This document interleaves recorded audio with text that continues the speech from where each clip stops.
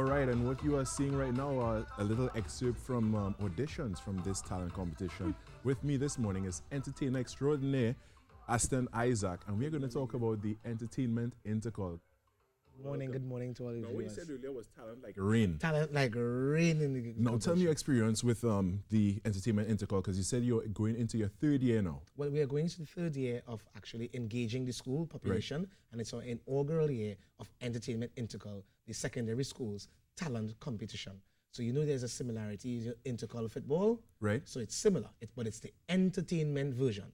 So we have secondary schools competing for $1.2 million in prizes. $1.2 million. Yes, sir. You could almost give every person in the country a dollar. Almost. Almost.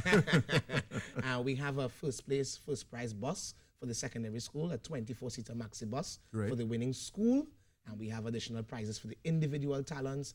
Mentoring is fantastic, really That fantastic. is amazing. You know, I wish I was still in secondary school so I could participate and probably have a chance at winning that for my school. But actually, the fantastic part is that we've been able to model, I've been able to build the program in a way that it engages the holistic development of the student. Right. So it's not just a monetary reward, but also the cognitive and emotional development that is created for the participants, and that sense of self-expression is also increased. So it really creates a balance between the entrepreneurial approach, the talent approach, as well as the opportunity to win big. Right, of course, yeah. That's like a lottery there.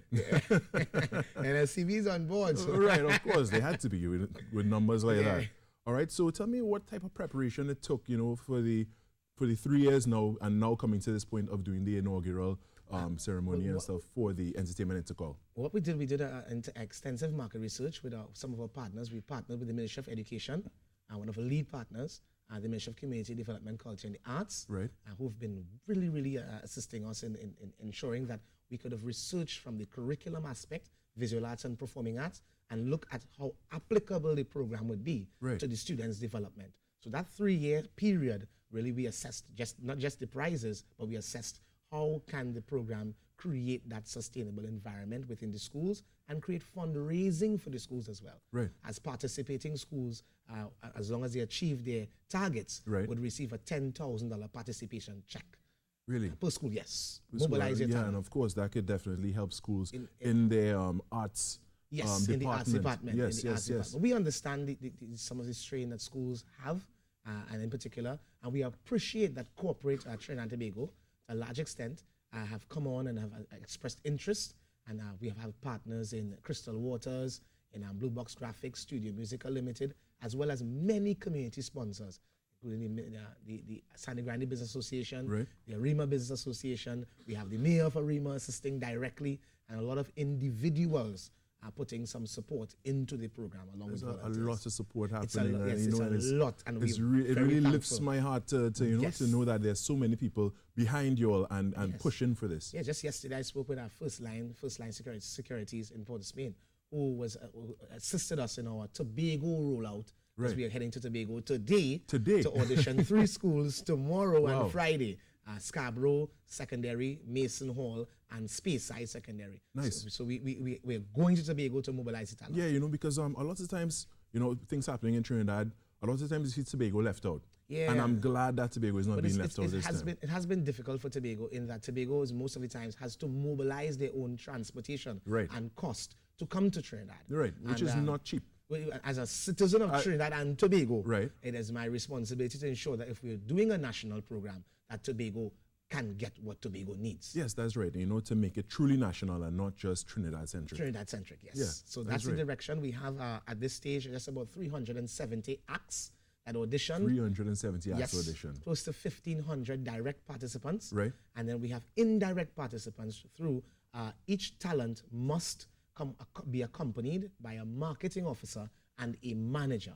So we are teaching the marketing officer and the manager through mentoring the roles and function associated with talent management and developing talent within the schools. Yeah, so you're teaching them the business side as well, because it's really good that you brought up that point, because again, even with some of the adults in the field, in the industry, they may be very, very talented. but they may not have the knowledge of the business side of things and why a talent manager and such is critical. Critical, Absolutely yeah. critical. I like that you use the word critical. So as an artist myself, I became very much aware of the importance of a management structure and support personnel. So sharing that information with the juniors as they come up, they will be able to create plans, and we can have the family support around the creative, so we can have better performing creatives coming from Trinidad and Tobago as we seek to go on the world's landscape as a cultural country. Excellent, excellent. Now, Asten Isaac, tell me about the day, the time, the place. How do you, what's happening? Yeah, right, what's good. happening So with the Tobago, we wrap our auditions in Tobago. Right. Auditions will be completed on Friday. We have our results out to the schools in terms of who would have qualified from the audition stage.